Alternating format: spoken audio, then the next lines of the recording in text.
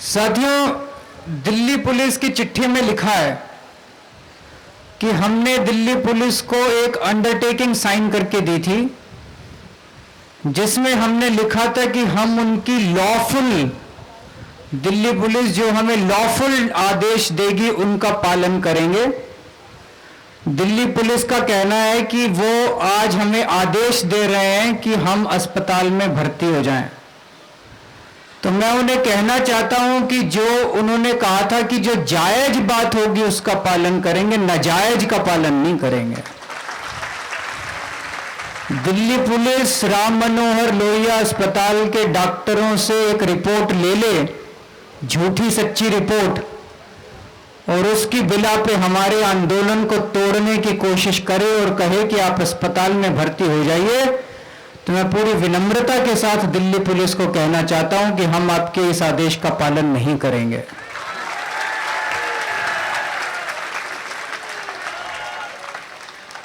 यह कैसा न्याय है इस देश के अंदर? आप भ्रष्टाचार करें, देश को लूटें और फिर आप ही तय करें कि कितने दिन आप हमारे खिलाफ अनशन कर सकते हो, कहां अनशन कर सकते हो। भ्रष्टाचारी लोग तय करें कि उनके खिलाफ हम कितने दिन अनशन कर सकते हैं, कहां कर सकते हैं, क्या कर सकते हैं। यह बात हम नहीं मानने वाले, हमारे को मंजूर नहीं है इस तरह की बात। दूसरा जो कानून इसमें आता है, जो मैंने सुबह कहा था वो मैं दोहराऊंगा।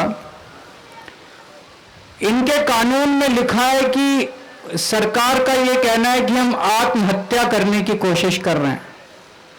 हम आत्महत्या नहीं करने की कोशिश कर रहे, हम बलिदान देने के लिए यहां पे बैठे हुए हैं। दोनों में फर्क है। मैं आप लोगों से पूछना चाहूंगा, भगत सिंह ने आत्महत्या की थी? सुखदेव ने आत्महत्या की थी? राजगुरु ने आत्महत्या की थी? सुभाष चंद्र बोस ने आत्महत्या की थी? तो हम भी उन्हीं की तरह बलिदान देने के लिए बैठे हुए हैं, हम लोग आत्महत्या करने के लिए नहीं बैठे हुए। कानून के अंदर लिखा हुआ है, दिल्ली पुलिस को मैं ये याद दिला देना चाहता हूं, कानून के अंदर लिखा हुआ है कि ये दिल्ली पुलिस की जिम्मेदारी है कि अगर कोई भ्रष्टाचार करे तो उसे तुरंत पकड़ के वो जेल में डाले जांच करके। ये 15 मंत्री इस देश को लूट रहे हैं, उनको क्यों नहीं पकड़ती दिल्ली पुलिस?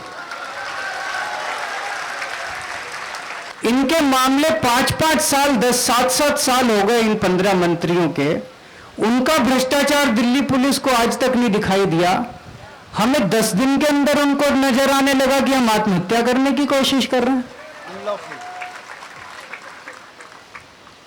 मैं सरकार को कहना चाहता हूं, आज आप इन 15 मंत्रियों को पकड़ के जेल में डाल दो, जहां कहोगे हम आपके साथ चलने को तैयार है, अनशन तोड़ देंगे हम आज अपना।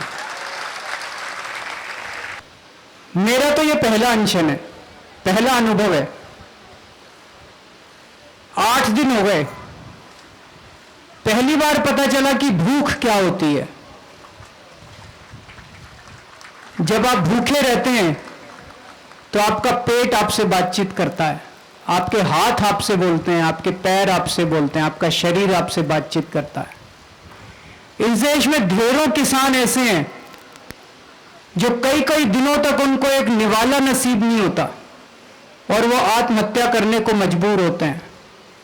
कितने मजदूर ऐसे हैं जिनको कई कई दिनों तक निवाला नसीब नहीं होता और वो आत्महत्या कर लेते हैं।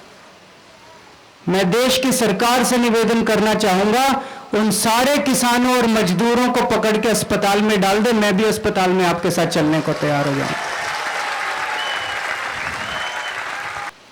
अभी मैंने, मनीष भाई ने और गोपाल राय ने आपस में बातचीत की। हमने ये तय किया है कि दिल्ली पुलिस हमारे शरीर को उठा के तो अस्पताल में ले जा सकती है, हमें जबरदस्ती खाना नहीं खिला पाएगी दिल्ली पुलिस। अगर हमें जबरदस्ती अस्पताल में ले जाया गया और उन्होंने हमें कोई नली लगाई, इंजेक्शन लगाया, तो हम उनकी नली निकाल के फेंक देंगे। वो हमारे मुंह में जबरदस्ती खाना तो डाल सकते हैं, वो गले के नीचे डाल निगलवा नहीं सकते हम लोगों से। तो हमारा अनशन जारी रहेगा। अगर दिल्ली पुलिस ने जबरदस्ती हम लोगों को उठाया तो मैंने बता देना चाहता हूं कि जितनी नलियां हमारे हाथ में और पैरों में लगाएंगे वो सारी नलियां उखाड़ के हम लोग फेंक देंगे। हमारा अनशन अस्पताल के अंदर भी जारी रहेगा जब तक हम लोगों को भ्रष्टाचार का समाधान नहीं मिल जाता।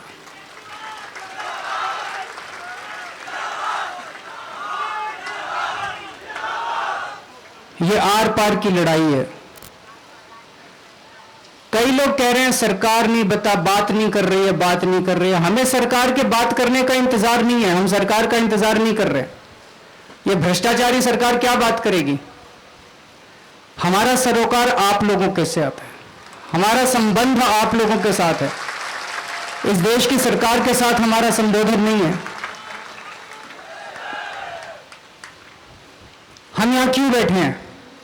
हम यहां इसलिए बैठे हैं कि इस देश की जनता सोई हुई है, इस देश को जगाने के लिए बैठे हैं। जिस दिन इस देश के गांव-गांव और शहर-शहर और गली-गली और मोहल्ले-मोहल्ले के अंदर लोग उठ के खड़े हो गए, इस देश की सरकार की तो कोई औकात नहीं है, 2 दिन के अंदर उखाड़ के फेंक देंगे लोग। हमारा संबोधन इस देश के लोगों के साथ है। तो साथियों, इस देश की जनता से हम अपील करना चाहेंगे, जो लोग ये बात सुन रहे हैं, कि अब वक्त आ गया, ये आर पार की लड़ाई है, ये मौका मिला है। जयप्रकाश आंदोलन के बाद अब इस अन्ना आंदोलन ने इस देश को एक आशा की उम्मीद दी है। इस वक्त आप घर में नहीं बैठ सकते। अगर आप घर में बैठेंगे तो देशद्रोह करेंगे, आपको सड़क पर उतरना ही पड़ेगा।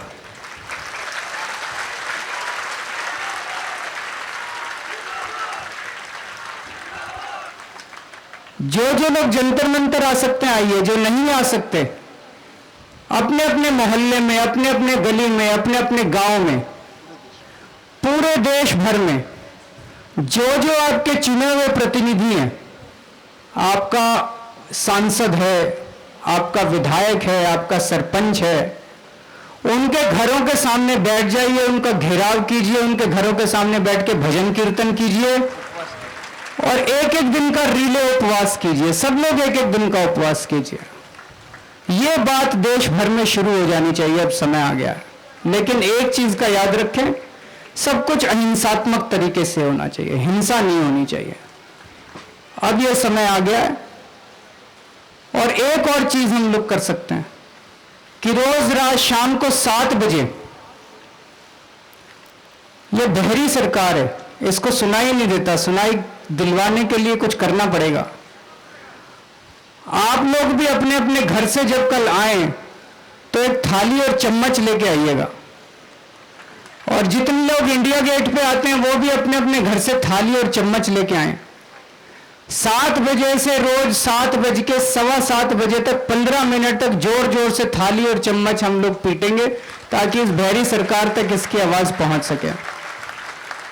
और हम देश के लोगों से अपील करना चाहते हैं कि आप अपने अपने घर से निकल के 7 बजे रोज थाली और चम्मच 15 मिनट के लिए पीटें, ताकि ये पता चल सके कि कितने लोग इस भ्रष्टाचार के खिलाफ आंदोलन में साथ होते जा रहे हैं।